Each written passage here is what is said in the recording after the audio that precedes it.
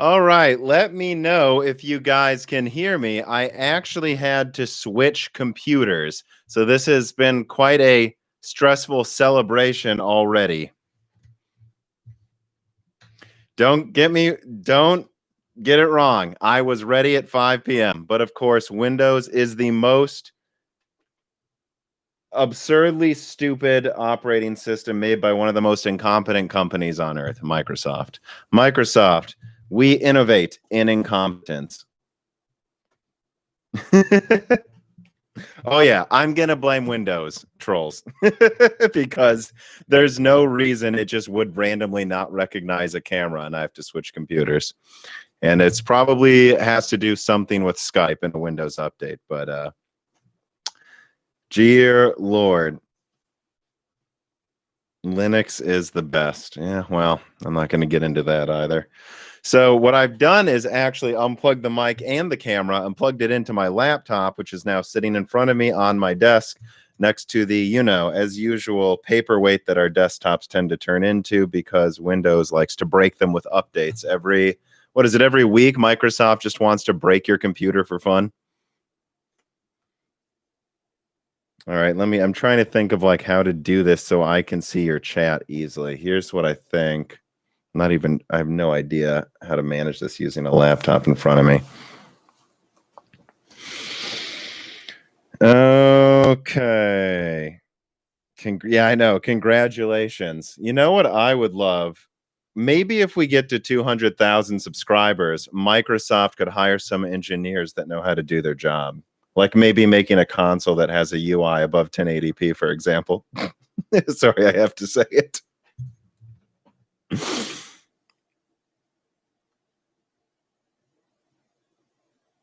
But you know, again, Microsoft innovating in incompetence. We are Microsoft. Will we do anything right the first time?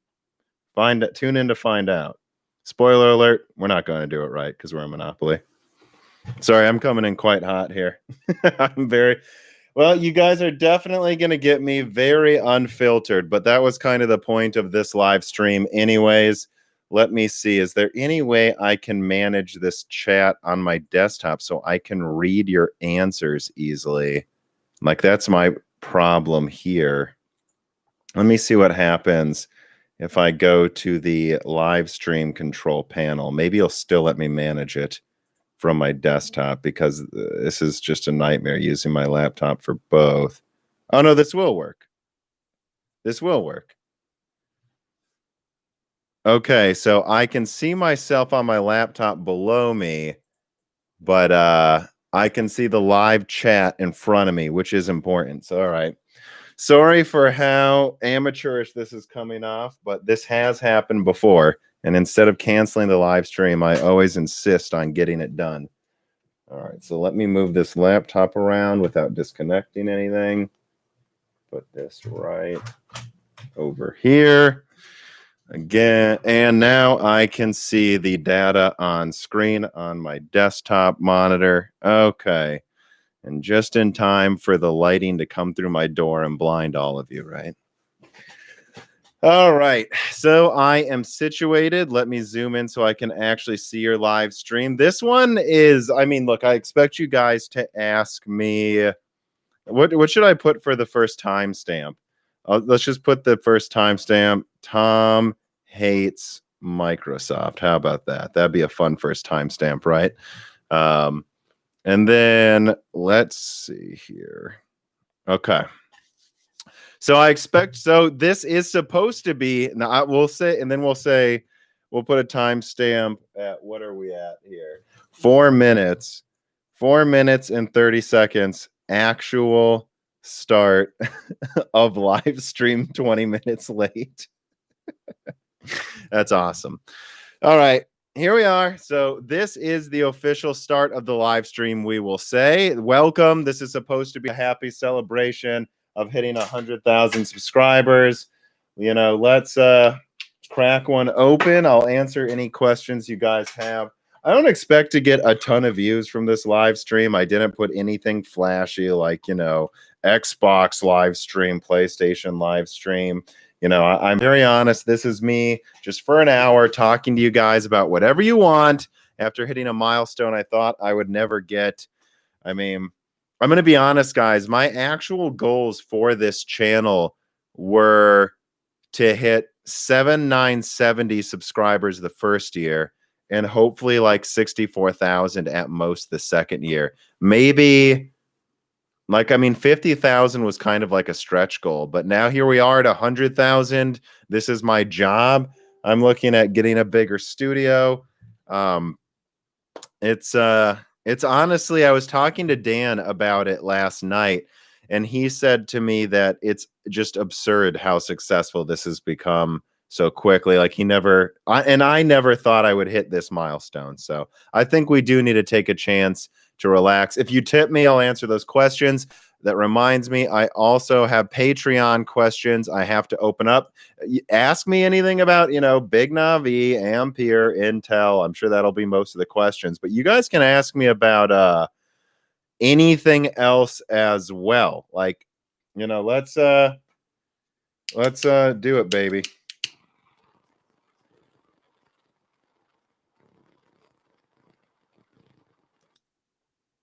All right, let's start the celebration. Okay. Yeah, that's right. A cigar. This is for the fans. This is not this is supposed to be a celebration. So let's put a timestamp here at the 7-minute mark. And you know what? Yeah, I'm just gonna do random questions. We'll go back and forth between the Patreon ones that are logged on Patreon, which of course you had access to just at the $2 tier for free. Well, I mean, not for free, you're paying a subscription, and then we also have the tip questions on YouTube. Make sure this thing doesn't go out. Chris Stevens writes in and says, "Congrats, Tom. I aim to pug and play the best available card with a 225 watt limit. Thoughts on 3070 versus cut down Navi 21? Will the 16 gigabyte 3070 add many watts?" No, I don't think so. I mean, adding more RAM to a card does add to power draw a little bit. It does technically, but it's not much, guys. And if you're looking at what the 225 watt card will be, I mean, I think, Navi 22 will certainly be within that. And I wouldn't be surprised if, in effect, cut down Navi 21 was as well. The smallest one. There should be 3 versions of it based on my understanding. So let's see. Now let's go to a Patreon question. Dominique Cock writes in and says, "Please discuss what irks your soul. Pick the most irkful thing that comes to mind in the moment." So we'll put a timestamp here. What annoys Tom? Again, you guys can ask me anything. It doesn't have to be related to PC hardware, but this one will be, in an attempt to keep it on schedule. I mean, on subject. So Dominic, honestly, what annoys me is that Microsoft has a monopoly. That's what annoys me. Truly, this is what annoys me, is that I really think there was this window right after Vista or during Windows 8 where Steam could have taken Linux and truly turned it into a Windows competitor. And there will be people that say it is a Windows competitor, and I just don't agree. I don't agree that it is. I think you need to make a platform, a version of Linux where maybe you just charge $5 to $10 and you put in the effort making sure it has complete peripheral, popular app support, everything you would expect, not just Steam, but you work with Origin, you work with Uplay, you work with every app people would expect, and you program it and put it on Steam OS. And the reason you put in that effort, Valve, is people will buy your operating system and it will come pre-packaged with Steam, and that will make you sell more games on Steam. And it just annoys me that never. I mean, I really feel like the Steam OS attempt was a real half-assed attempt. To me, it comes off as Valve threatening Windows that they better not try to push Steam out of the market. And you know what? It worked, but I wish they would have just seen it through. I really wish Valve would have seen it through. I think I'm not smoking this enough. There we go. All right, let me see here. What else do we got here in questions? Let's go back to a tip question. Anonymous Destiny says, do you expect that there will be a 3090 Super Titan variant? Again, let me write this down as a timestamp as well. Ampere Titan or Super. Guys, the 3090, I believe, only has 2 SMs disabled. So where is this Super going to come from? It is the Super, guys. And when people say 3080 Ti, it's like, what 3080 Ti? The 3090 is only 11% stronger than the 3080 in 4K when VRAM isn't a problem. Meaning it's probably going to be like a 10% difference or less on the 3080 20 gigabyte, which comes out in December for under $1,000, as I covered in my last video. So there's no room. There is no room for a 3080 Ti. At most, what I think they might do is just literally release something called the 3080 12 gigabyte, which uses 12 gigabytes of normal GDR6. I think this is what the 3080 should have been from the start. 12 gigabytes of 16 gigabit per second GDR6 is slightly more bandwidth than 10 gigabytes of GDR6X, and it uses less energy, and it provides a buffer that I think is more adequate for 4K, 12 gigabytes instead of 10. I think it was a mistake to use GDR6X, and I've heard that Nvidia is talking to AIBs about different VRAM configurations. So I'll tell you guys that now too. I wouldn't be surprised. It doesn't need to be called the 3080 Ti, although I guess they could call it that. I think they just call it the 3080 12 gigabyte, and then they kind of just phase out the 10 gigabyte. I really think that was a mistake. Otherwise, it's just called the 3090 12 gigabyte. There's no need for a 3080 Ti. And in terms of a Titan, I think I've covered this. I think they can make something 5 to 10% stronger than the 3090 if they give it 24 gigabytes of GDR6X that's clocked faster, or 48 gigabytes and give it the full SM count clocked higher. But that's about it. And it's not going to add much performance. And I don't know what the yields would be like at Samsung to do that as well. So, okay, let me see here. What else do we got going on? Hector Santana says, any plans to have an expert in distributed computing or folding on broken silicon? Not really, but I mean, if I would, some of my guests come from people who watch this channel and chip in and say, hey, I know about that. If you're someone that's managed a mega mining facility or a folding home operation, I'd be willing to talk to you, but I would want it to be someone pretty big. I've done mining, I've done folding at homes. I don't need I'm just being honest. I don't feel like I need a specific guest that's just someone who's done it with a few cards. I would want someone who's like big time into folding or mining. And I put them together because it's kind of a similar operation, if you ask me. Distributed computing, Turd Ferguson asked, what's my favorite band? The Killers. My favorite bands are The Killers, Modest Mouse, Airborne Toxic Event, Phoenix, Sahara, who's of course part of this channel, really. And there's a lot of little indie bands too. I like Joy Formidable. There's this one a woman that goes by the name of Noso. God, there's a lot of bands I like, but it's as you can tell, mostly alternative rock. Let's see. Hector Santana, $2 if you dim the light coming out that door. Okay. All right, Hector, give me a second. Let's see. Sweet.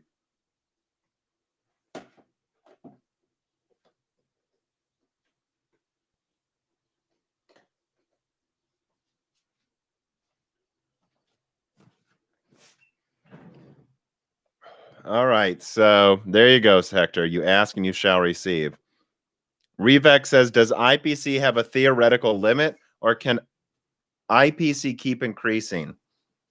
Well, it's a hard...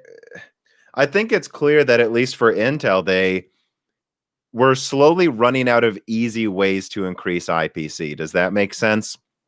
But at the same time, with node shrinks comes other things you can do with the greater density to increase IPC that you couldn't do before because you only have so much space for a die. So you get Ice Lake and they just increase IPC by 18%. And I believe Golden Cove, which I'm actually doing research on again now, because I feel like I've fallen behind in my Intel info. Golden Cove is poised to increase IPC, I think, by over 10% again. So clearly they can keep doing it. And as we move towards 3D stacking, 3D packaging, all of that, I think there's going to be many, many avenues for increasing IPC. So, the question, is there a limit to increasing IPC? I don't know. There's a limit to everything, but I don't see that being limited anytime soon. VI Past writes in from Patreon and says, hitting 100,000 is fantastic. What kind of future expansion can we see from your channel? So I've been thinking about it. We have the Patreon goal, the HBM Patreon goal of 1,024 patrons. At that level, that's where Dan, Gerard, me gets paid enough to not be penny pinching and be happy. And so I'm not sure where the next Patreon goal is going to be. And I really think of this more in terms of patrons than I do subscribers on YouTube, to be honest, guys. But the next Patreon goal would look at trying to get to a level where we can just buy things if we want to test them. So I did try to get a hold of an RTX 3080. Now, let me put a timestamp for this too. Where are we at? 1,500 goals. And I couldn't get one. And I might try to get Zen 3. I'm going to try to get Big Navi because I think I do have enough. I'm really talking too much.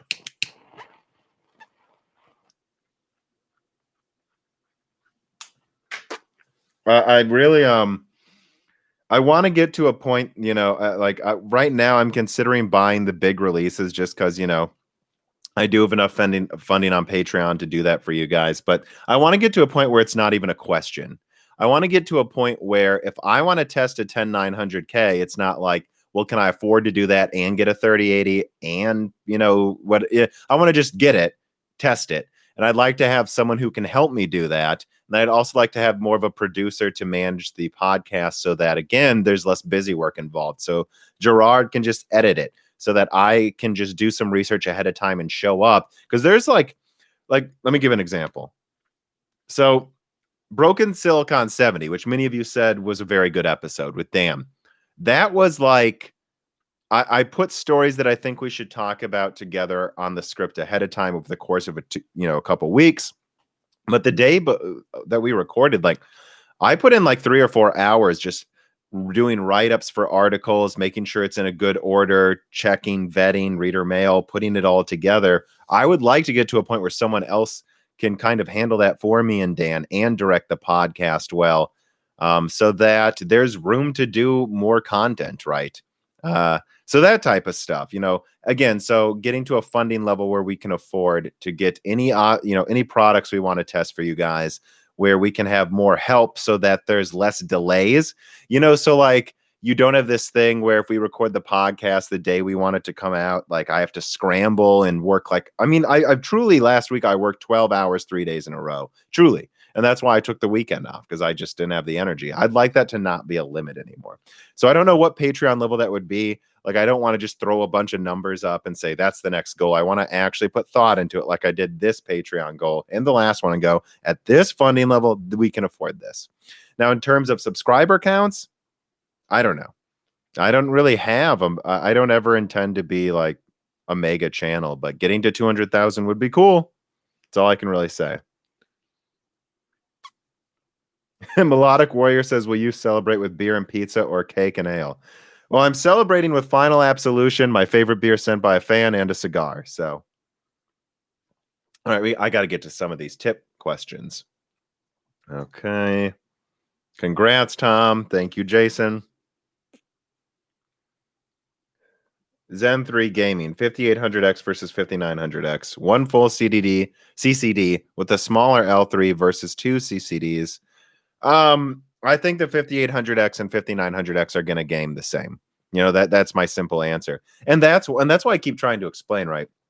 Put a timestamp here too. Where are we? 20 minutes about? Yeah, so let me put it here. Yeah, so 20 minutes, 5800X versus 5900X. So the reason AMD priced the 5800X at 450 and the 5900X at 550, people keep saying, oh, it's because they really want you to buy the 5900X. And I go, yeah, I don't know that's true, because they had to use 2 chiplets for the 5900X, even if there's 6 cores. I think they'd be happy to sell 2 $300 5600Xs. The reason I believe they priced it so closely is because I believe they're going to game the same. Like, I've already seen some early numbers suggesting the 5800X could beat the 10900K decisively in gaming, and that the 5900X will really only be a couple percentage better at most. So that means if you want the best single-threaded processor on the market, it's the 5800X and the 5900X and the 5950X. So that's why AMD would price it so high, right? Because now they have the best single core performance, and at least relative to Zen 2, Zen 3's great innovation is the increased single threaded performance. So this is, the people who didn't like the high latency of previous Zen architectures, or I should say relatively high latency. It wasn't bad, but it wasn't as good as like the latest Intel. Like, those people are the ones waiting for Zen 3. And so they might really want the fastest single core. And so AMD is going to charge for it. So that's really what it comes down to. What's your favorite budget keyboard? I don't really track that stuff closely, Light Peach. Like, the keyboard I have, I wonder if I can hold it up here. It's just a Logitech G510, and it has a little display on it, tons of macros. It has a volume thing. I'm using this same keyboard that I think I've been using for about 10 years, or maybe not 10, but I think like 7 years or something. They don't make it anymore. And that's just what I use. I don't actually want a mechanical keyboard. I know that makes me weird. I have no problem with mechanical keyboards. It's just, for me, what I want is I don't like the noise. That's what I'm saying, and I don't actually get much out of that tactile thing. Let me see, what do we got here? I want to make sure I get through these questions.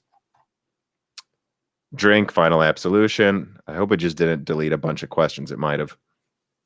Alexander Krukin writes in and says, hi, I'm looking to put together a small form factor rig, 3080 FE or RX 6000. 6000.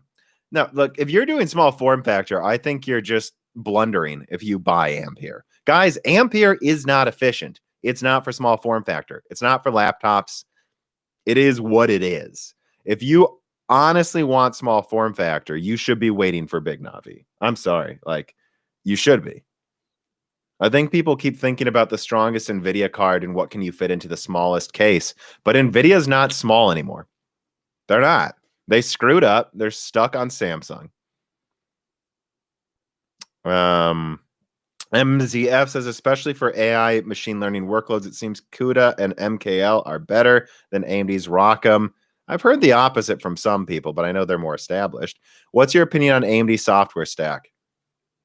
My opinion is it's better, but it's not up to par with Nvidia. And that opinion comes from my guests. When I talk to the AI developer, server engineer, who will be coming on again soon, by the way, that was a fan favorite of longtime fans. So that's exciting to look at Intel and AMD security and talk about, Epic Zen 3 and all of that. They all say Nvidia software is better right now. It's not even really more reliable, I've heard. That Nvidia graphics cards really aren't more reliable than AMD in the professional space, but their software is just easier to use. They have better support. And so my opinion is based on what others tell me who actually use these products, right? Let's be clear. This isn't but this, the consensus is AMD is catching up with Nvidia, but they're not quite there. And I hope they do with RDNA too. And Bryce Diamond writes in, congrats. Can you cover more mobile CPU, GPU info? I mean, to be honest, Bryce, I think I cover APU and mobile info far more than almost any other tech tuber. I'm just being honest. Like those APU leak roundup videos, I don't know anyone else doing that, at all. Most people seem to just focus on the biggest graphics card. And the views suggest that's what you guys want me to talk about nonstop too, honestly. So, I mean, can I do more mobile coverage? I mean, yeah, I think I do more than most people though already. But yeah, I mean, I'm doing a roundup of Intel info, so you'll see that. I had plans to do an AMD APU video sometime soon, but the fact is that's kind of getting usurped by RDNA 2 and other info. So we'll see if I get to it. But yeah, I'm going to keep covering mobile stuff as I find it interesting. But if I get a big Navi set of information, I think that's more interesting than Cezanne, and I think you guys would agree. So anytime that happens, I'm just going to take this script that maybe I was writing for a Lucian APU and say, well, this is getting delayed. Big Navi is more important. Any 30, 80, 20 gigabytes coming. It's AIB only. Okus. I've said that a few times, but I'll say it again. 30, 80, 20 gigabyte AIB only. As of now. Nvidia could decide to make one, I'm sure, but as of now, AIB only. Titan Volta. Roy writes in, Titan Volta was a thing, so why not A100 that is currently being made by TSMC? I'm not really sure what you're... Oh, why not make a Titan version of that? Well, because it doesn't have a display output, because it's really, really not meant for gaming. Volta just barely could do it, and it did do it well for its time. But, I mean, consider that Titan Volta was a 12 nanometer card with like double the die size, not double, but like maybe 70% bigger die size than a 1080 Ti. And it was only like 30% better, I believe. Not even that. I think like 25% better than a 1080 Ti. So that tells you Volta really wasn't made for gaming either. You know, and now we're not even talking about not really made for gaming. We're talking about it can't do it. Like A100 is not a gaming card, period. It is a compute card. Let's see. Let's put a timestamp there. What do you guys say? A100 Titan. I keep getting that question, though, so I suppose it was good I answered it. Let's see. Rick Elvara writes in, is Nvidia shifting to TSMC 7 nanometer for the 30 series? Hey, you know, I'll let you guys know when I have sources saying that. But right now, it sounds like it's all 8 nanometer right now. Could they switch next year? Probably. But just keep in mind that by the time that comes out, RDNA 3 is probably around the corner on 5 nanometer. And I don't know. I guess not right around the corner. Look, I've said this in Broken Silicon a few times. I think Nvidia, if Big Navi wins, or it doesn't even need to win, if Big Navi beats the 3080, which I think overall it's basically going to, I think it's going to be a better card than the 3080 Big Navi, which some people still just can't seem to get through their heads what that means. Like, you don't need to win in ultimate gaming performance in 4K to have a better card. Like, let me put this down. Like, if you think about it, if AMD launches a card that competes with the 3080 and it has more VRAM, uses less energy, costs less, has less problems, has better availability, and let's say it ties it in 1440p or something, or even just, or wins in 1440p. And I'm not saying it can't do better than that. It probably can. But I'm saying worst case scenario, let's say that happens. That's a better card for the same price. You can actually buy it. It has less problems. It uses less energy. It has more VRAM. It's better at 1440p. That's a better card than the 3080. It doesn't need to win in 4K to be a better card. And I think that's what they're going to do. So I think no matter what, Nvidia's poised to probably rush out some new series. And no, I don't think it's super cards. I think that was kind of a last minute thing. I think they realize that they screwed up and that Nvidia is going to consider launching an RTX 4000 series, not super, 4000 series, mid next year if they can. As soon as possible, frankly, but that's basically as soon as they can do it. I'm not saying they will, but I'm saying that's what I would do if I'm Nvidia. And when I see rumors of TSMC 7 nanometer for Ampere, that's what I suspect is going on. Any thoughts on the Oculus Quest 2? Not really, Sanchez. I'm really not paying that much attention to VR right now, like in all honesty. Let's see.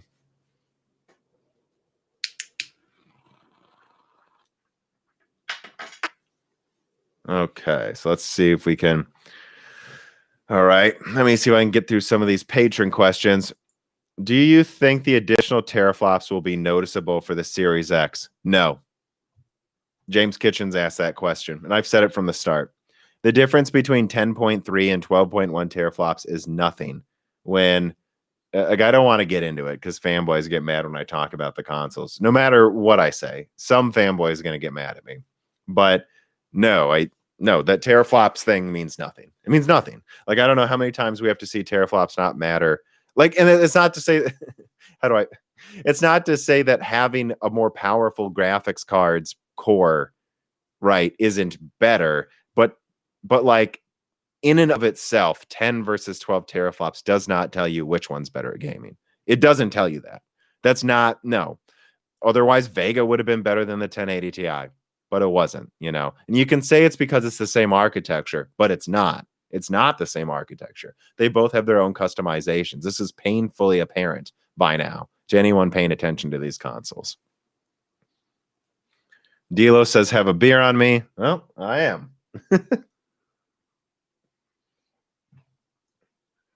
Jared writes in from Patreon, how much and how quickly should we expect the 5700 XT prices to drop after the 6000 series becomes available? I mean, you know, it's interesting because I think Navi 22 might not come out till Q1 potentially. So you can see it almost just sliding in below Big Navi.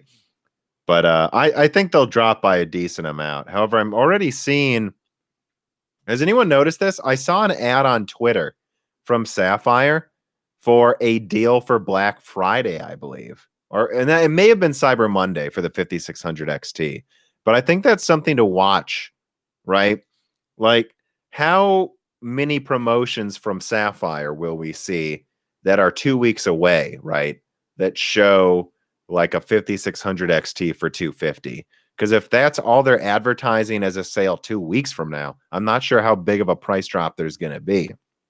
You know, I could see Big Navi coming in between, you know, $450 to $700. I don't mean like the top card will be that cheap. I'm saying they're going to have several SKUs between that gulf.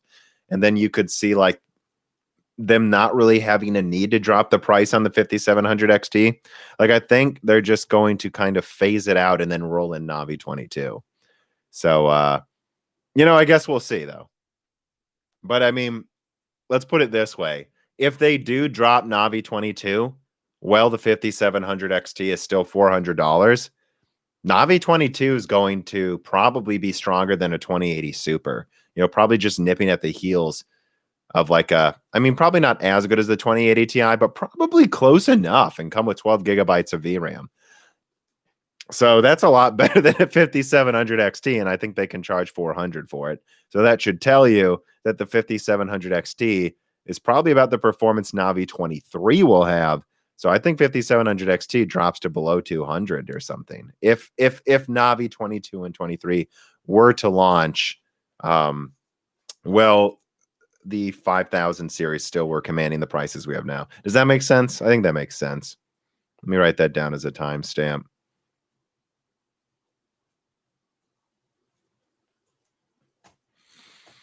Let's see. Regarding the switch to path tracing, I think the only way to do this seamlessly is with a console that forces its use over rasterization. Edmund Dantes.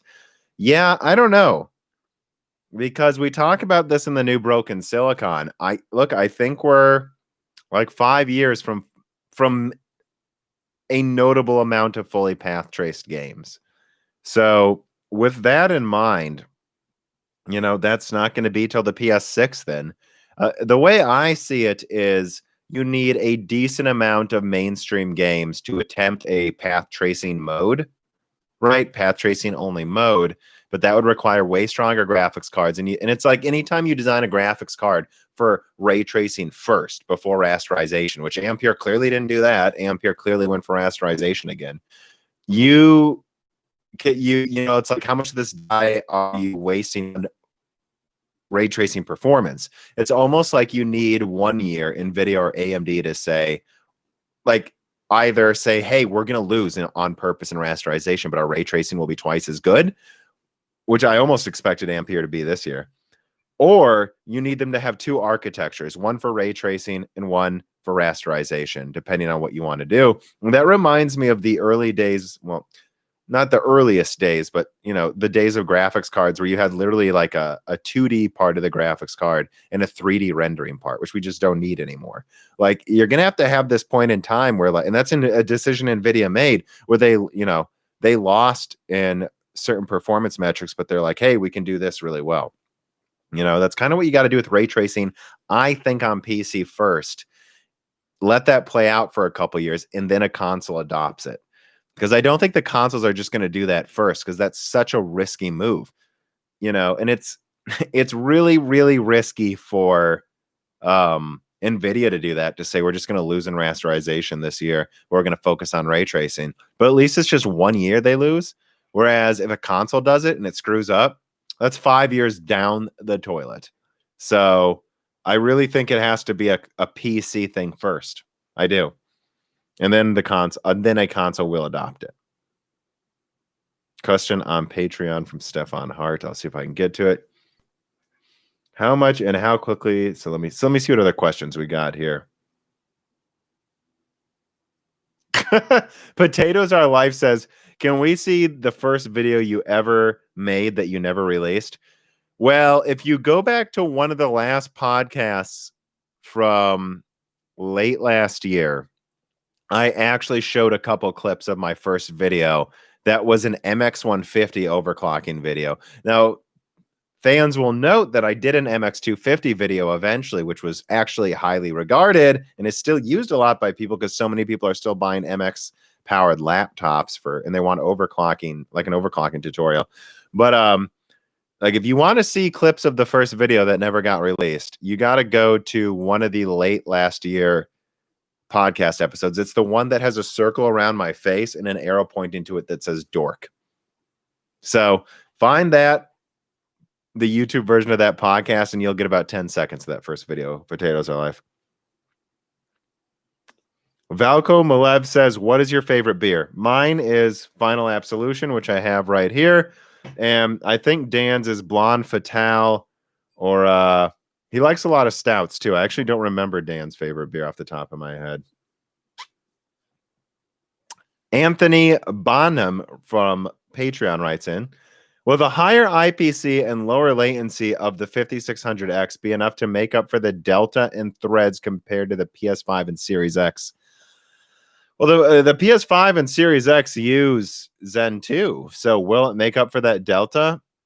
I mean, I think in the short term, the 5600X will be good, and if you're playing older games, it'll be great at high refresh rates. But I think long term, look, guys, the consoles have 8 cores, and then the PS5 then the Xbox has the equivalent of like 5 cores in IO, and the PS5 has the equivalent of it's like, it depends on the developer I talk to. They say between 9 and 11 extra cores for all the other tasks it's doing. Now, you can make the argument on PC gaming, well, I don't want to do those extra tasks like in the background that the PlayStation might do, like capturing, streaming, and all of that.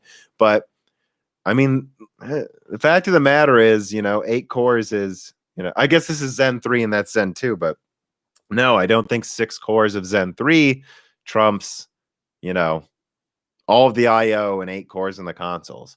I think in the short term, it's fine, though. Again, it's like, and we don't know what else they might do with graphics cards and other devices to make up for that IO. So what I would say is the 5600X is good now. But if you want a future proof, no, it's not. 6 cores isn't enough for that. But I never really recommend future proofing that much, because by the time you need more than 8 cores, there will be cheaper 12 cores. Like, you could argue right now, right, if you want high refresh rate gaming, get a 5600X, and then guess what? You can upgrade to a far cheaper 5950X in a year, assuming it becomes cheaper. All right, let me put this down then. So let me see here. Elios writes in, I don't know if this question is relevant, but my question is about PS5 games like Spider-Man Miles Morales and Horizon Forbidden West being cross-gen on PS4. Do you think this will hold back those games? For Miles Morales, no, I really don't actually. Like, You know, especially when I see that it's gonna have a 4K 60 mode on PS5. Like what that tells me is it's like, yeah, so that game will run 4K 60 on PS5, have no load times, and then on PlayStation 4, it's 1080p 30 with, you know, whatever it is. I don't know how long the load times are. I've never played that game, so I think it's like 20-second load times or something, you know. You know, and you know, kind of the same for Horizon Forbidden West. Horizon is an established IP. I have to say that I know that Horizon Forbidden West looks incredible on PS5 from people I've talked to. So all I can say is I don't know how good the PS4 version is going to look. What really would have made me question things is if they said Ratchet and Clank can run on PS4, but it can't. You know, it can't. So let me see here. Let me see other questions. I want to get to these tip ones, make sure I don't miss them. The Jeds writes in, do you think Nvidia were behind and or complacent behind the MSI scalping scandal? No, I don't. I think it's, again, opportunistic employees at MSI, just like they did with the, wasn't that MSI that also tried to like pay off reviews for, what is it? That tried to pay off reviewers for their laptops or something. You know, I don't know. There's something with the culture at MSI. I thought that was MSI. Correct me if I'm wrong, guys. But you know, whether or not it was, it's like when you see that type of stuff, I think it's highly unlikely there's someone at the top of this company telling people specifically to do that. But there's clearly some kind of culture problem where people can get away with doing that. You know, that's all I would say. I think I'm going to switch to this beer from the cigar. Don't want to get too much cancer in me. All right, let me scroll back up because, again, it totally just botched where all the reader mails are. Getting to as many I can. I do not know how to say this guy's name, but he says, have you seen the MI100 leaked slides? Do you think they are legit? By the way, thanks for your channel. I will say that I've heard some early things about CDNA 1, and I think there's a chance CDNA 1 is insanely better than people expect. Like, it's, from what I've been told, and it's early info, it sounds insanely impressive. Like, it might wipe the floor with A100. And with even the FP32 of, I guess you would say, GA102. I'm not confirming that, though. I need to run some of this info by other sources. But that's what it kind of sounds like. And when it comes to other CDNA 1 leaks that are out there, you know, it's kind of like with Red Gaming Tech and Infinity Cache. I don't have personal info on Infinity Cache. That sounds like something AMD might call it. But if I don't have the info myself, why would I comment too much, you know? Like, I'm just going to comment on what I know. And what I know is CDNA 1 sounds impressive. It sounds like other people, frankly, what I've heard sounds more impressive than other slides I've seen. So that's all I can say about it. And you'll know what I think about CDNA 1 when I put out a video about it. But until then, all I can say is don't underestimate it because it sounds pretty goddamn incredible, actually. So what time was that? Let me put a timestamp for CDNA 1. And CDNA 2 sounds like a freaking monster. People keep asking me this question. Owl, PBR Owl, or Nola Owl says, any leaks on new AM4 motherboards like a new chipset or nothing new till new socket? All information suggests that it's X570 for now. And guys, look, watch my old videos. I've said over and over and over that there's evidence they were working on an X670, but that there's no evidence that's coming out now. That there will probably eventually be an X670, but, you know, will that be something they launch for Zen 3? Probably not. So I would just get X570. And X570s are becoming very reasonably priced. All right, let me see. Leon Penzaru writes in, when will the Quadro 6000 5000s release? Watch my A6000 leak. I literally show the roadmap, guys. Come on. Watch my videos. It shows, I literally show the roadmap, Ulian. Is it more future-proof for professional workloads or AI than a 3090? Yeah, that's what the Quadros, yeah, of course. It's more expensive. A lot more expensive, though. Hassan Israeli writes in, the big supply of 3080s coming in. Also include Founders Editions. No, they're for AIBs because they want AIBs to sell them at higher prices than MSRP. Watch and read my Nvidia's Ultimate Play article. It's all true. All info that keeps coming in suggests it's 100% true. Let's see here.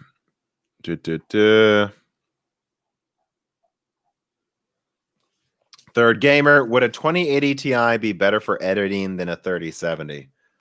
Not from what I'm hearing. I mean, it has more VRAM, so you're going to have to, your mileage may vary. But from what I can see, the 3070 is just as good at professional apps, if not better than the 2080 Ti, as expected. Marius Alexandra Alexandri Vicious writes in and says, if Nvidia 4000 is coming in 2021, and it's an if, I'm not saying it is, guys, is it worth getting a 3090 now? Was it ever worth buying an $1,800 graphics card? I mean, that uses 400 watts. My answer would be almost entirely no, to be honest. Unless money is no object, then I guess, yeah, just get the 3090. But then again, if money is no object, why are you asking this question? Just keep buying the best thing, right? If you're rich, keep buying the best stuff. It's like no one should be buying a 3090 that is even considering price performance. No one at all.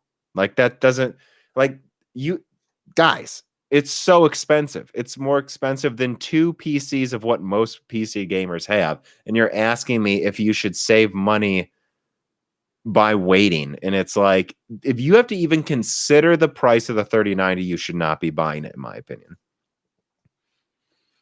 JD writes in, what do you think about Nvidia DLSS? Well, I think it works pretty well now in a few games, and it used to suck. Will AMD introduce comparable features? Comparable is not the word I would use, but they are going to have an answer to DLSS. We're gonna have to see how good it is. It's like one of those things. It's like, honestly, we won't know till reviews. Let me see here. Andy DSM, hey Tom, love your channel and your content. Just joined. Would love to hear your thoughts on the rumors that Ampere might. How many times am I going to answer the TSMC 7 nanometer thing? Rewatch the stream. I already answered it, dude. It's getting to the point where it's like, come on.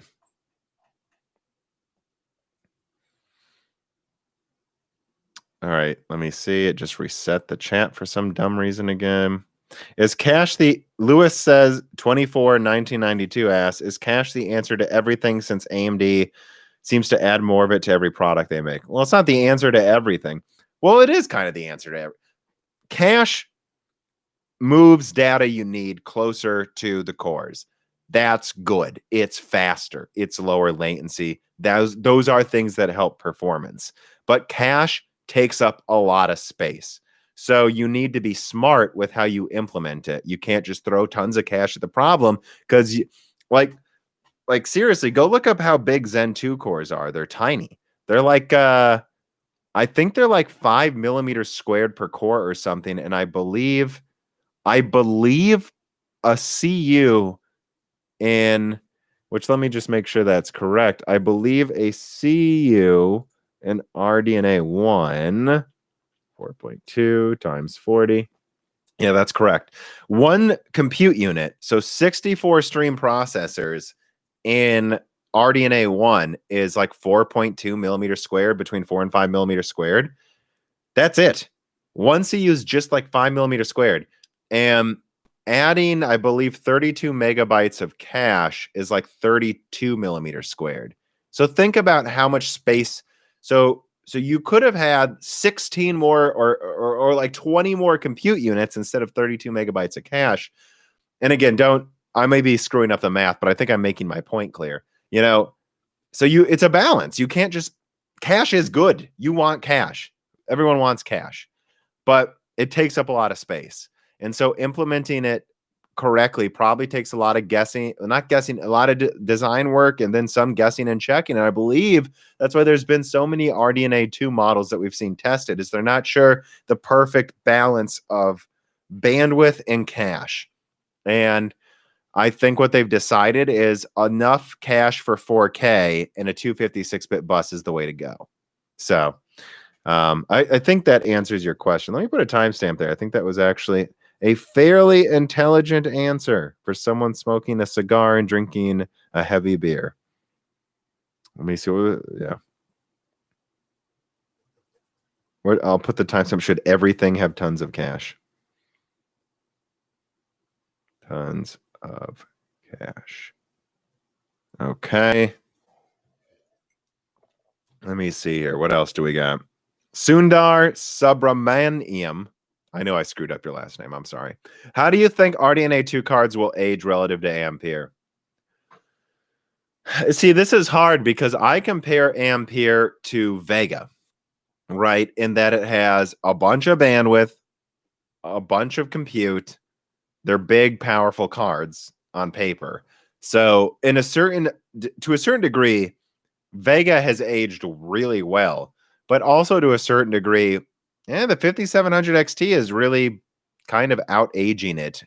But it's a newer architecture, so that's kind of expected. So I would just say Ampere has a lot of capabilities. It's got just a shit ton of teraflops and bandwidth, but that doesn't.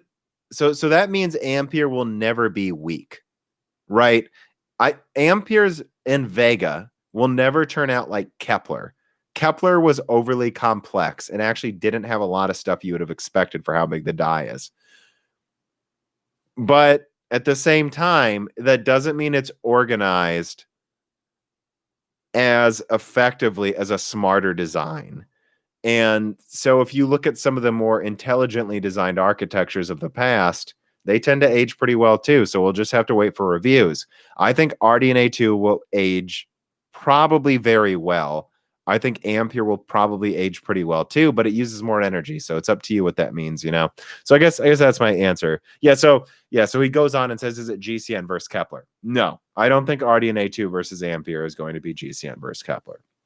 I think the comparison I would make is like Pascal versus Vega.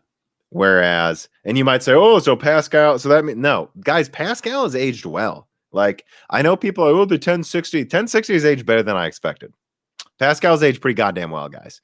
So, I don't know. I would just compare it to Vega versus Pascal. Both age relatively well, The Rice Shogun writes in and says, hi, Tom, congrats on 100,000. As a console gamer, it's interesting to hear you talk about the ins and outs of the hardware specs. Keep up the content. Your work is awesome. Yeah, I guess that's not really a question, but I'll comment on it. It's like you see these people analyze the differences between graphics cards, and it's like at a certain point they're just going, and you can see this, right?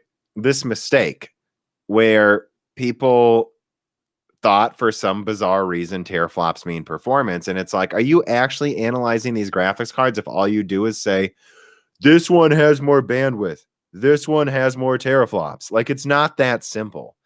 And these same people that like to pride themselves on analyzing graphics cards just ignore the consoles, and I don't know why, because they're unique. Like, there's a console gen every 4 to 6 years, not every year to a year and a half. And consoles tend to do really novel ideas that you don't see anywhere else. So if you like gaming hardware, you should like talking about the consoles, I think.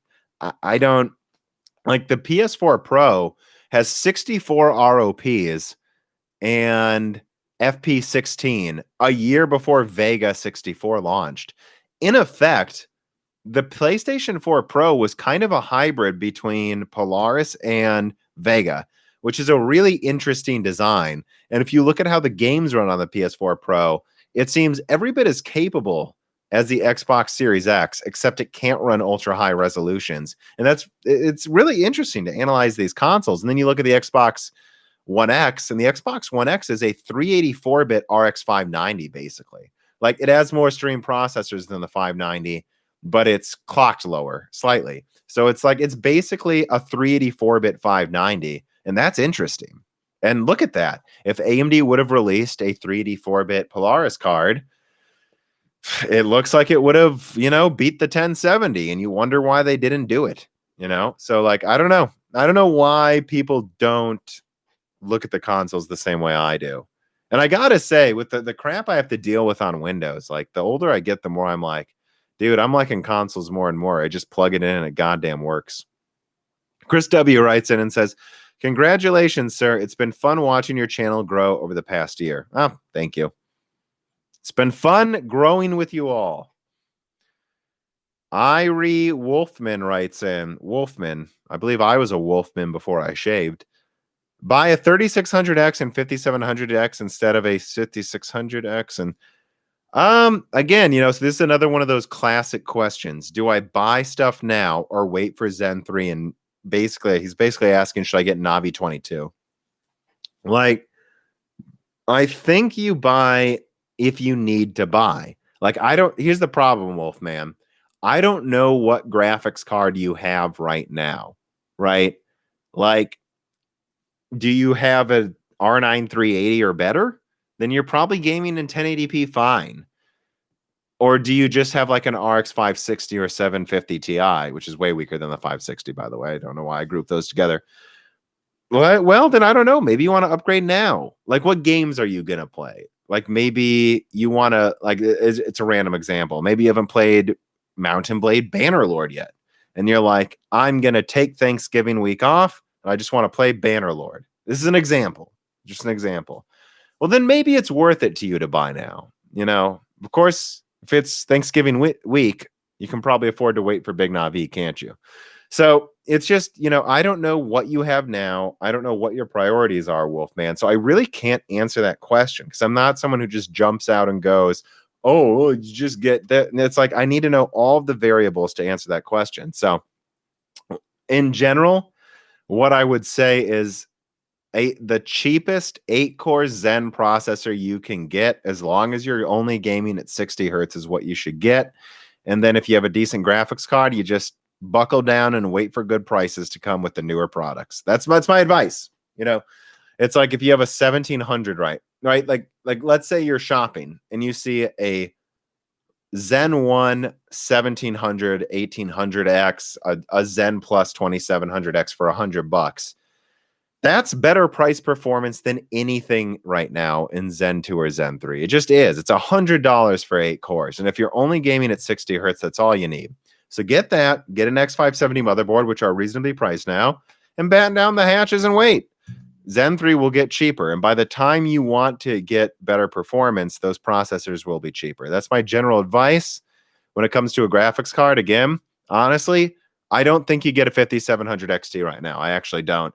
I think you get a used Vega 56 or 570. You can get an RX 570 for $80 on eBay. I mean, if you're saving money, get that.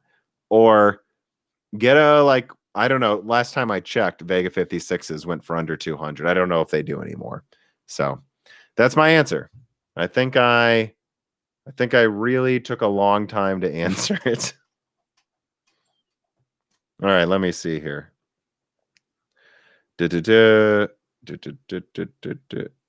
Noah Unger writes in, do you think AMD has a shot at stealing some laptop graphics market share? Yes. AMD seems to be so power hungry that it may open up.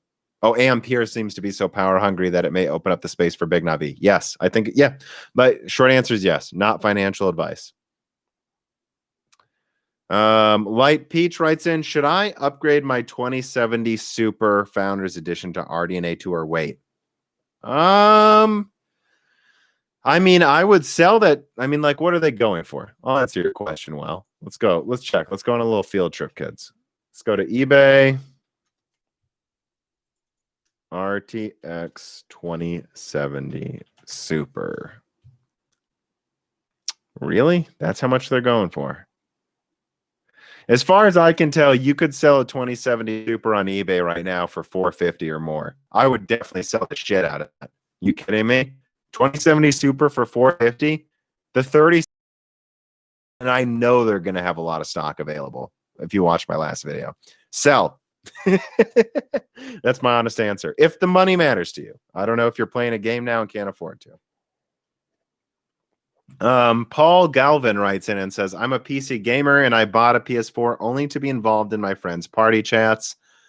If consoles implemented a cross-play system with party chat and all, do you think that would hurt the console market? No, I don't. There's already been many. I mean, it's funny too. Like during the PlayStation 3 generation, there were a lot of Valve games on PC that were cross-play with PlayStation. And now there's a lot of crossplay between Microsoft, which is insane when you think about it. Like the fact that Microsoft didn't have crossplay with Steam, but Sony did for a while. That's so insane.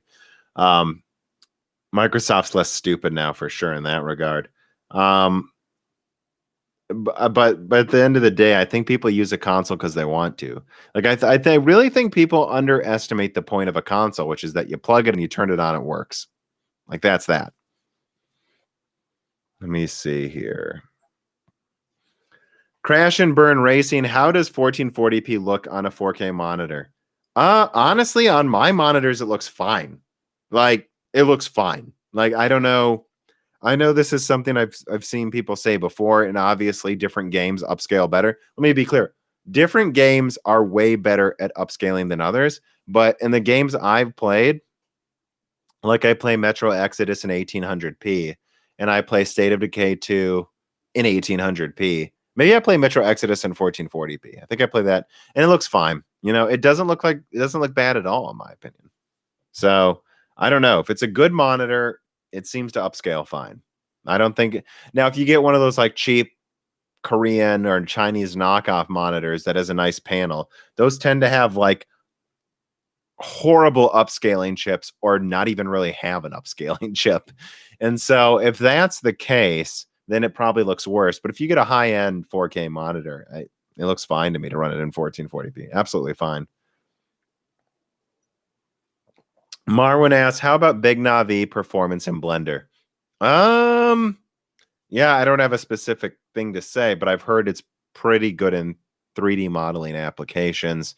In terms of rendering itself, I'm not sure though, but let me see. Roy Stolzner, how about moving the studio from tax hell of Illinois? So the problem is, he says, I moved from Chicago to Reno, Nevada. Yeah, that's a bit of extremes, isn't it, mate? Like, I don't live in Chicago. The taxes here aren't that bad, honestly. So I don't have that insane city tax put on top, you know. And then you move to Reno, Nevada, which is kind of the polar opposite. I am looking at cities to move to, though. I will actually be checking out a city in a month from now, just so you guys know. So you might get a couple of videos from an unannounced city that I will be staying in for a week as I check it out and consider moving there. But yeah, so I'm considering getting a bigger house with a bigger studio so I can do better videos in a different city. Blah data biggest big Navi 100% over 5700. Oh, so not 5700 XT. I would expect it to at least double 5700 non-XT performance. And I expect there to be games where the biggest big Navi is roughly double a 5700 XT. It's called Navi 2X. And if they don't, you know, if they don't at least get 90%, if they don't at least get like 80% better than a 5700 XT, I'll be disappointed. Which again, so wouldn't that put it right where I expect it to be though?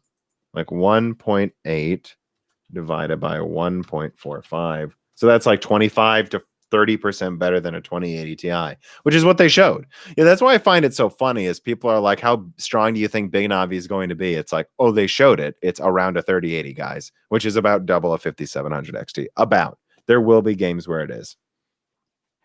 Julian says, thank you for your channel. We'll check again on the Quadro video you made. Thank you for your live stream. Of course, mate. I need to... How long have we been going for? An hour? TMC Payton says, congrats, Tom Grants, on the best info on YouTube. Your words, not mine. How much energy for a GPU is too much? I think over 350 watts is excessive. Yeah, let me put that down as a timestamp. What do we got here? 104.30. What is too much energy? So I think over 350 watts is excessive. And I think you saw Vega Liquid spike a little bit above that, but like it didn't spike. Like, see, the problem is that the RTX 3090 I've seen spike above 450 watts. So at times. So yeah, I think having a single card that uses more than 350 watts is a little too much. I'm okay with a 400 watt card to a certain extent if you can cool it, but again, like let's put it this way, right? For a card to use 400 watts and be okay, I would want it to be triple at 5700 XT. You know, not double. And the 3090 is a little more than double. That's my answer. At a certain point, I'll accept more power usage no matter what. But the performance has got to be there, and I just don't think it is with Ampere relative to its power usage. You don't have to agree with me, but that is what I think.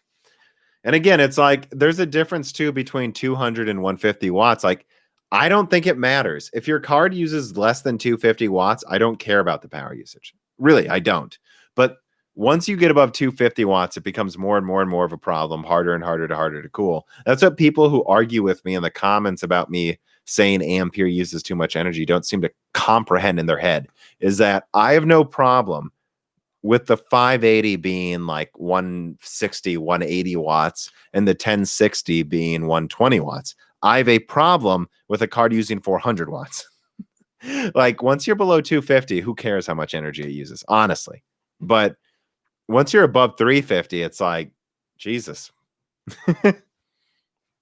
MP The Law says 10 850K, 450 at Micro Center, 2 more cores and boost to 5.3. Is the 5800X a better deal? Yes. Easiest question on earth.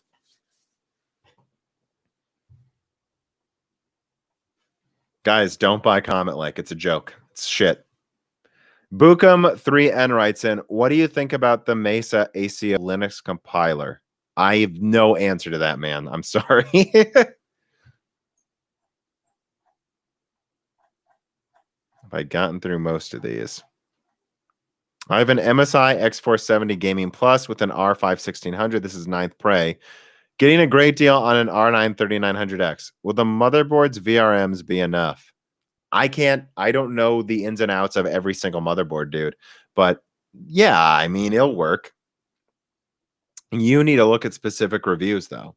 Like, I can't do that for you. And what I would recommend is, or what I would emphasize is, look, the CPU is going to run, probably. It's just if you can overclock it and, whatever. Congrats on 100,000, Tom. How did your channel get the name? Oh, that's a good question in the live stream such as this. Let me put down a timestamp. So the name Moore's Law is Dead comes from the fact that I cannot believe anyone even argues if Moore's Law is dead. Moore's Law has been dead for decades. Decades. It's been dead for decades. Like, you can't change. If people say, oh, well, it really means this. Oh, well, it died and now it's alive again. That's not what a law is. A law is something that can't be broken, or it's an idea.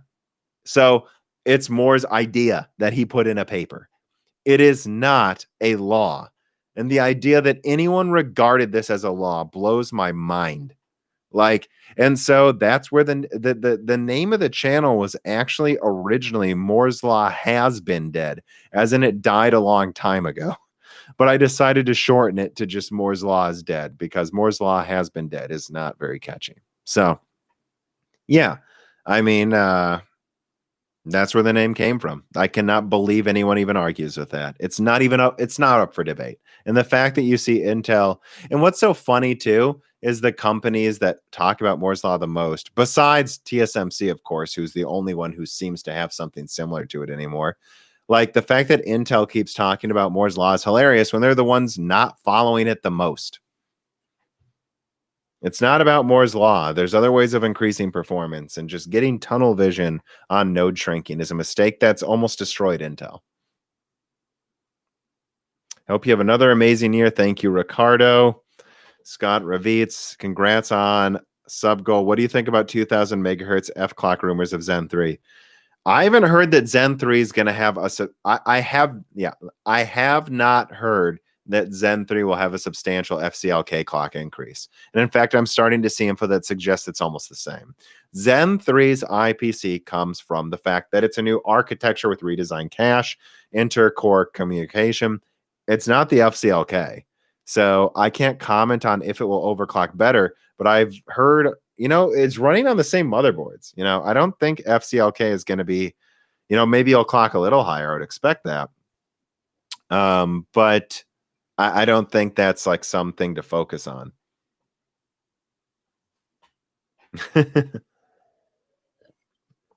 Marvolo Riddle writes him, do you think Microsoft will allow Xbox to run Windows in some capacity at all this gen? I think they should. But if you put a gun up to my head, I might actually say no, because I see no evidence they're going to do it. Okay, let me see some patron questions. So, all right, let me put that down as a timestamp. Pause this. Let me see what time we got here. I'm going to have to stop probably in about 20 minutes, but let me get to some of these Patreon questions. Sojaf writes in and says, what were your expectations of this channel when you were first starting out versus where you are today?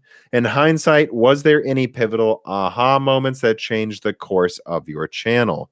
Let me put this down as a timestamp, just more Patreon questions. Which, remember, if you subscribe to the Patreon, you get to ask these questions for free. There's like 30 die shrinks that are exclusive podcasts that only the patrons have access to right now, where we do fun subjects like talking about, we've talked about Halo. When COVID came out, we talked to a doctor at Mayo Clinic. That's on die shrink. We looked at early Intel smartphones. Intel used to make smartphone processors, guys. So there's all these die shrinks that are out there. Just remember, if you subscribe to the Patreon, you get a ton of exclusive stuff. And so Sojaf on Patreon says, what was your expectation of this channel when you first started out? Well, I kind of said at the beginning, my expectation was hopefully I can get to like 10,000 subscribers. And was there any pivotal aha moments? A lot of my aha moments are kind of just, so here's a funny thing. So for Broken Silicon, and I always kind of envisioned making a podcast before a YouTube channel. To be honest, that's what I like doing the most, podcasting. But the first episode was with Dan, of course, and it was kind of testing it out. And the second episode was with a good old gamer as a guest. And I never intended at first to go Dan news episode guest, back and forth. That just kind of happened, right? I had good old gamer come in because Dan was too busy in college to do every episode. And then I did another one with Dan. And then I got not an Apple fan. And then I did another one with Dan. And then I don't remember who the next guest was. Then I got another guest and so on and so forth. And it became this thing of like, oh, why don't I just keep doing this? I don't know any other podcast that has an episode come out every single week and they just go back and forth between two content types, except for How Did This Get Made? I kind of got the idea from How Did This Get Made, where it was like, we can't afford to do a movie every week, so we'll do it every other week, and then we'll have a buffer episode. And the Dan episodes are not buffer episodes. The episodes with Dan are the most popular ones. But it's like, I became worried there wouldn't be enough PC hardware news to do an episode every week. And long term, me and Dan may just go to mostly news episodes. That might be the plan next year, guys, by the way. And we'll just bring in guests when we can. But so I realized that when I have a different guest on every other episode, I became more informed. Like bringing in the server engineer made me learn about how that space works. Bringing in, I don't know, what's an example? Any guest, whether it's Cortex or non-Apple fan or anyone, they might have opinions I don't have. And so we might get into a debate about something. And that's good. That means you don't get stuck in this bubble. And I've seen a lot of tech tubers just get stuck in these bubbles of thinking they like literally making the same comments over and over. And I'm sure I make mistakes, but like bringing in outside guests forces you to not be as full of shit as you otherwise would be, right? Like if you bring in outside guests, you're forced to have your opinions challenged. And so that's just become a mainstay of the first 2 years of Broken Silicon, is bringing in a guest every other week. And so like I have a news episode, which forces me to make sure I know everything that's going on in the space. And then I have a guest who challenges my opinions or teaches me something I didn't know. And that's made my videos better. And when I look at a lot of other YouTubers that stagnate, it's because they don't know what to do videos on, or they're not learning, or they're not having their opinions challenged. And that's why this format of guest news, making sure I know everything that's going on, not just what I want to know, making sure I have someone challenging my opinions has been so important. So I'll let you guys know that. Pet dog on stream. Reese. Reese. Come here. Reese. I hope she's not ignoring me. Let's see what other questions we have from patrons. What are my plans to get to 1 million? Yeah, I don't think I ever want to get that big. What are the strangest thing you've heard from one of your sources? Now, there's an interesting question. What's the strangest thing I've heard from one of my sources? Well, SMT4 on Zen 3 was definitely one, which is true, by the way. They did have engineering samples with SMT4. Reese! Come on! Reese! I might have to go get her for the dog. Unless she's outside here. I'll be right back, guys. Make sure my dog's alive.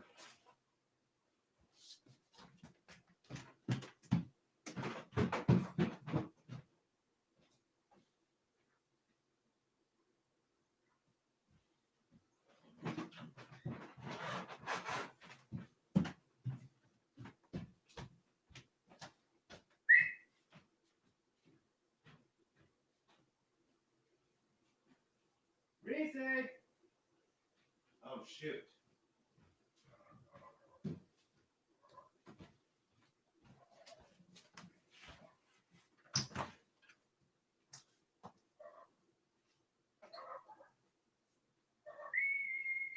Come on.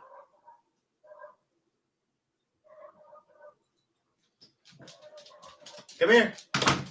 Reese, come here. No, come here. Come here. Sorry, everybody. Didn't mean to make you guys up. There she is. Wait, can you guys see her? There she is. I forgot she was sitting on the porch. All right, so sorry, guys. A patron asked to see the dog. Freddie Canoes Jr. writes in and says, how confident are you that RTX 3080 stock will improve drastically come the end of October?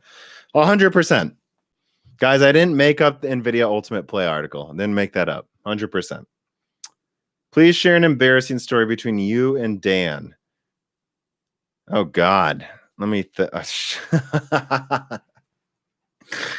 Oh, my God. I don't even know where I would start. I mean, Dan's my brother. We're like best friends. So, like, the amount of stupid stories we have is... I don't know, guys. I'm trying to think of the dumbest thing that I can say. I mean, it depends. Like when we were little,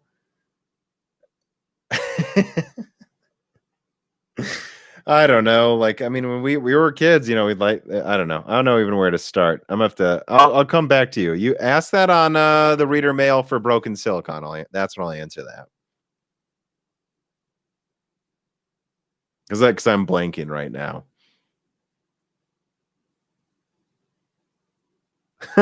My name is Nobody asks, you clearly put in a lot of work, but was this what you envisioned doing when you were younger and thinking about the future? I imagine the answer is no. No, I never expected to be a tech tuber. And actually, let me put down a timestamp here.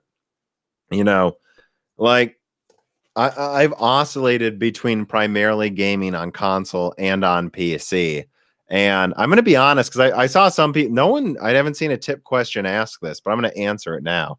I want to talk about AdoredTV quitting, which I guess he said he was going to quit before and then he didn't. But and he even just said he's going to probably do videos every now and then. So I don't think Adored's completely gone, but like, it was AdoredTV that got me into this kind of tech tuber leak, talking about gaming product space. So seeing AdoredTV quit, like, I've seen a lot of people ask, what do you think about AdoredTV quitting? My answer is, if it wasn't for Adored, I probably wouldn't be a tech tuber. So it's pretty weird. And I wish him the best of luck. I've only, I've talked to him a dozen times. I have only good things to say about Adored, really, within reason. I've got a big mouth and I talk shit sometimes about anyone, including myself. No one talks more shit about me than me. But when you get down to it, I think Adored was great. He's the one that made me want to be a tech tuber. I didn't even really realize that was a thing until Adored's videos, right? That were really good. So yeah, I don't know. I don't have much to say besides I wish him the best of luck, and I think it's pretty clear he's wanted to quit for a while. Let me see. I'm trying to get through a lot of patron questions right now, to be honest, guys. With your success on YouTube and Patreon growing more and more, have you started to consider making MLID your full-time gig? Well, Trav Hogan, it is my full-time gig right now. It is. And I'm considering doing other things as well as I move to another city. But this is my full-time gig. So yeah, just know that whenever you see how many patrons I have and like views, that's what's paying me, paying Dan. Dan obviously has his own job too, and paying Gerard, and Gerard, has relied on this pay before, the guy who edits the podcast. So not every month, but there's been months where he said he relied on it. So, just remember, when you support us, this is what's paying the bills.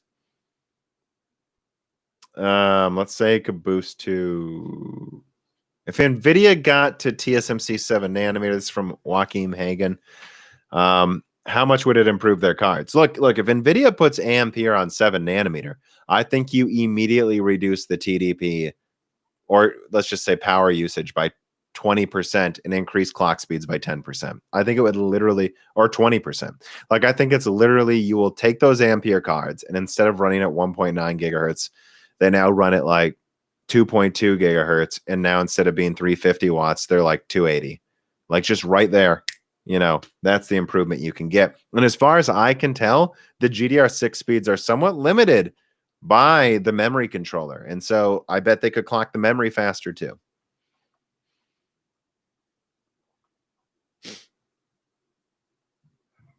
Benny Berlin asks, what DLSS alternative does AMD have to offer for their customers? I'm referring to the good old gamer video from Chris. I don't know what that means. The video about it. Like, me and a bunch of people have done videos about it, but what I'd say is, my understanding is it is some sort of upscaling, sharpening feature, possibly also using machine learning algorithms, but I'm not 100% sure on that. And that it might boost performance more than DLSS and work in more games, but it might not be as high quality, is my guess.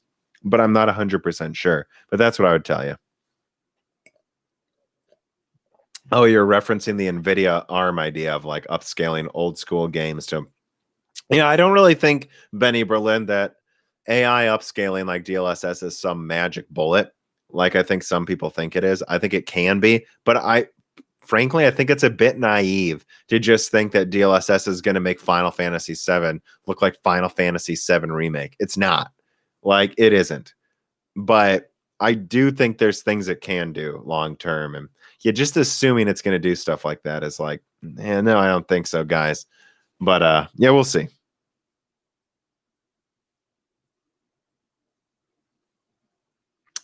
Huh. Brian Damage says, you've hinted at a lot of new games and deals coming out in Die Shrink. Would you bet $50 that we won't see a new GTA in the next 6 months? I don't think a new GTA is launching in 6 months, but I can't promise we won't see some teaser. I'll say that, but I don't think we will. I don't think we'll see the teaser yet. I think GTA 6 is a 2021 or 2022 game. I think, not 100% sure. I really don't know. Like I'm telling you, I don't have anyone who's like, I don't have like some estimate given to me. All right, so let me see.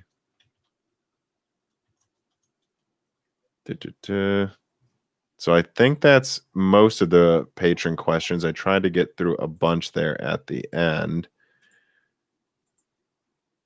Let me see here. When were these questions added? Yeah, all right. So that's going to do it for that. I got through as many as I could. Let me get through some of these questions, which of course YouTube probably just deleted half of them because it's stupid as shit. Sorry, guys. YouTube just cuts off the chat randomly and deletes them.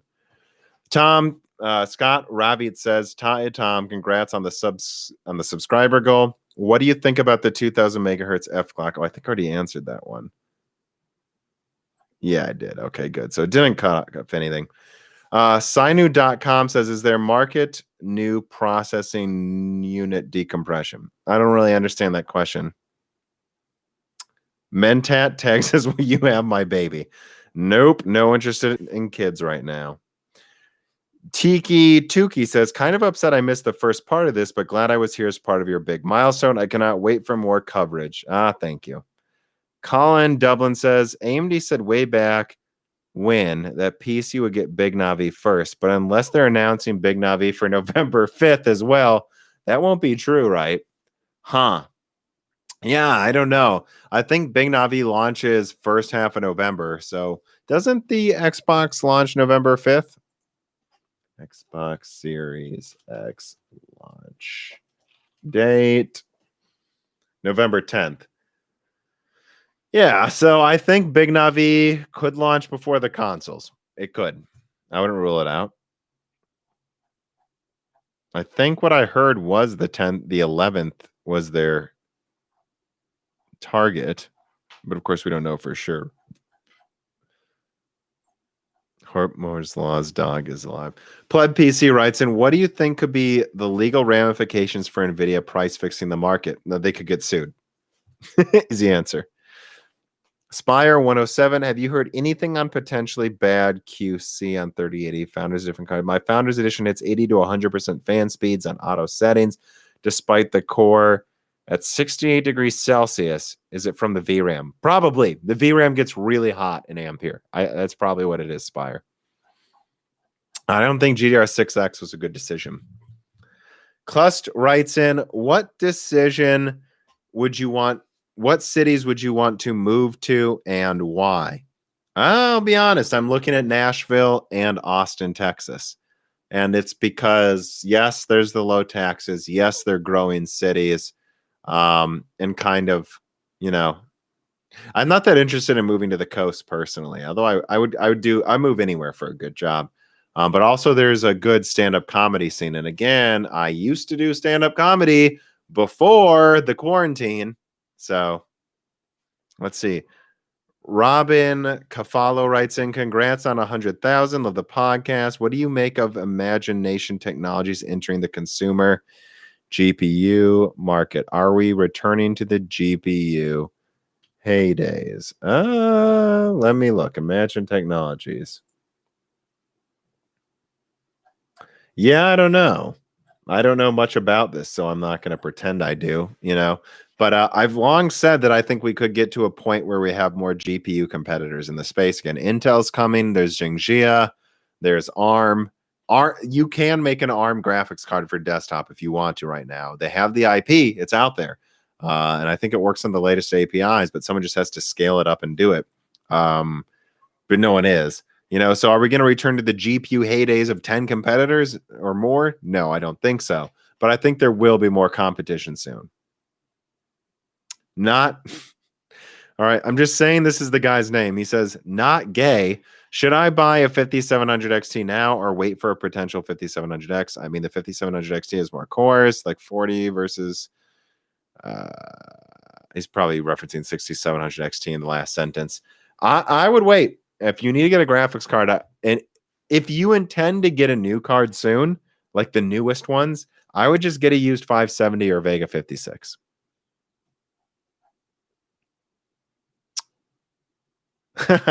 This is a good question.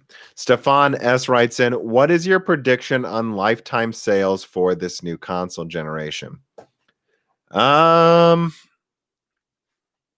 don't think it's going to sell as much as well, I'm not sure. I think combined it's probably going to be similar to previous gen, which is what? Like most console generations seem to hit about 200 million total, 150 to 200 if you combine Xbox and PlayStation. So I think 150 to 200 million again. That's what I think.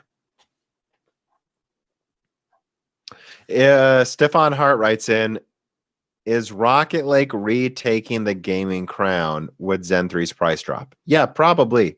Only, you know what, Stefan? Only if Rocket Lake is priced to make its price drop, right? Like, are they going to call the 8-core Rocket Lake an i9 still? We don't know that. And if they do, are they going to charge $500 for an 8-core? Then it's more than Zen 3. So if I was AMD, I wouldn't drop the price then. But if they launch like an 8-core i7 Rocket Lake that matches the 5800X or beats it for $350, yeah, I think AMD would consider a price drop. But let's keep in mind what it would take for that to happen, AMD's pretty in charge right now. Lord Kitsuna, why do we never see VR benchmarks? Is it not popular enough? Or is it difficult? Yeah, I think it's not that popular, and most VR games are easy to run. So I think if you think about it, yeah, like in most VR devices, you can just use like 1440p benches as a proxy for the VR performance. Now, some VR devices are higher resolution than 1440p, but they're not all. So think about it, right? Why would you benchmark, right? What VR device do you benchmark? You can just tell people, just look at 1440p benchmarks. Mike Farina writes, and I'm confused. Shouldn't the 5800X have a 20% plus gaming advantage over the 5900X? No, the 3300X was better than the 3100X because of like a unified CCD, and it's different now. I'm not going to get into it, Mike, but no, I don't think it will have a 20% advantage now.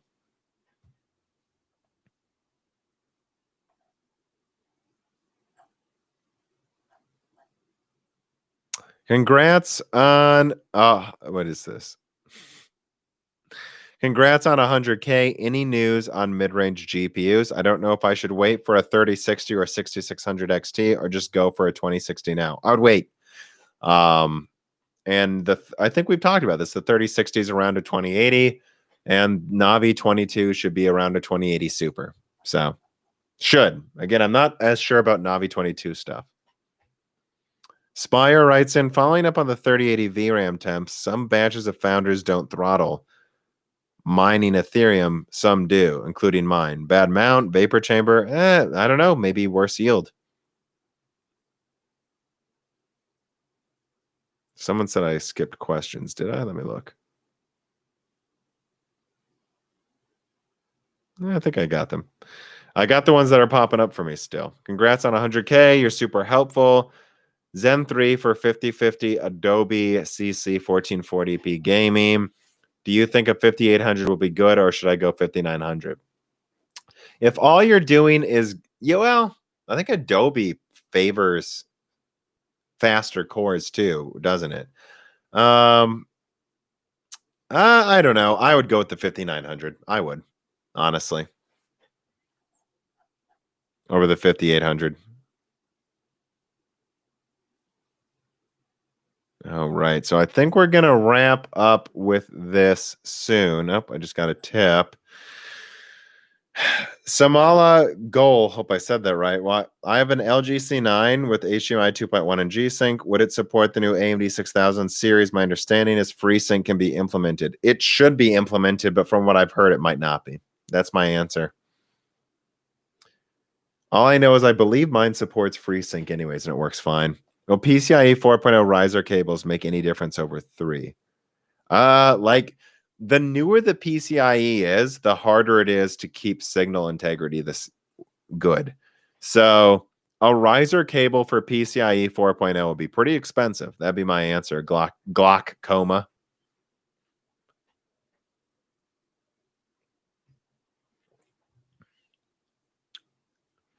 Fred Myers asked, do you think there should be laws against scalping? No, I mean, I believe in freedom. I believe people should be allowed to buy, own, and sell devices as they want to. My problem with scalping, it's not that big of a deal, honestly, around launches of consoles. There's scalping, but it's usually not horribly widespread. Like it's usually like the first month, and it's almost unavoidable. The problem in the do-it-yourself space is how many bots seem to rule the day when it comes to graphics cards, and that they don't let you pre-order graphics cards. So there's like no checks in place. Like for God's sakes, Nvidia's website didn't even have CAPTCHA for buying a Founders Edition. It's ridiculous. I think if you want to prevent scalpers, we don't need the government to come in and make some law. We need these companies to actually do something. It's just ridiculous.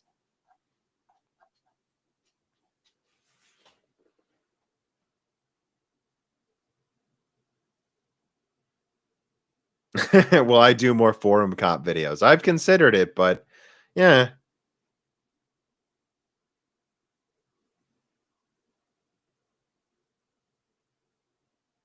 What's the deal with airline food? It's usually terrible. I don't know. I mean, the fact is, airlines run on really slim margins, and then they also have to store food on what weighs a lot, refrigerators. So they have to store food on an airplane that takes up as little space as possible, keeps for as long as possible, and doesn't take a lot of weight to cool it. Yeah, it's going to probably make it not taste very good, isn't it? That's why when they give you like an airplane dinner, you just want to basically eat the bread. Like Gus writes in, building my first PC for 4K gaming, having trouble deciding between a 5800X and a 5900X. Is it worth the extra 100? Also, Big Navi or the 3080? Again, guys, we're less than a month away from Big Navi coming out. Wait for Big Navi. You should wait to see how good it is. And, I would say the same if AMD had cards out and Nvidia was about to launch. You should probably wait to see what the competition is. But 5800X or 5900X, if it's just gaming, maybe 5800X, I don't think it really matters which one you get. What is the best feel-good news you reported? The best feel-good news. Honestly, just anytime AMD's CPUs are good so that Intel can't be a monopoly anymore. And I like Intel products for the most part. It's just, being able to actually have a discussion about what's better with it. I mean, during the Bulldozer days, it was terrible. What are your thoughts about Bloodborne Remastered conspiracies? They're not conspiracies. It's coming out. There's going to be Bloodborne Remastered.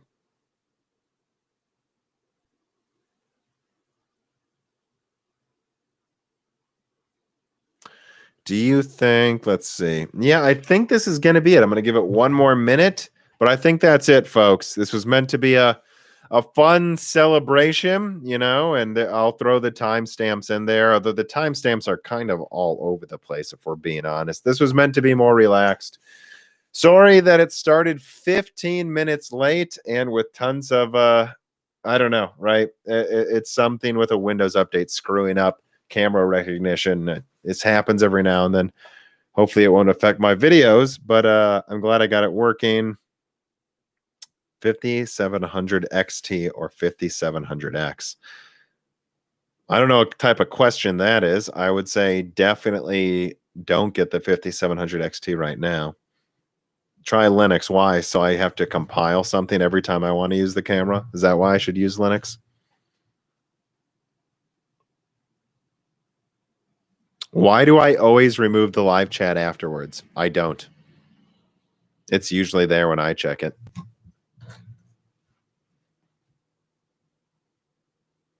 You mentioned another PlayStation 5 launch title. I can't mention what the other exclusives are. I've been told not to say them.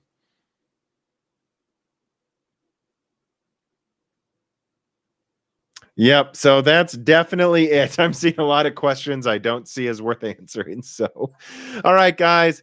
I hit 100,000. Remember, the patrons make this possible. Consider supporting me on Patreon. And you'll get access to ad-free and exclusive versions of Broken Silicon every week, and then also Die Shrink, which only the patrons get, and then also reader mail questions, and then also hits and gems, also early ad-free flyover states. Otherwise, share this with everyone. Remember to subscribe to Broken Silicon on podcast apps and give us a review. That really does help. You know, getting up the podcast charts will bring us more listeners outside of YouTube. And yeah, it's been fun. It's been a fun celebration. Have a great weekend, everybody. How do I stop this? Oh, that's right. I'm using my laptop.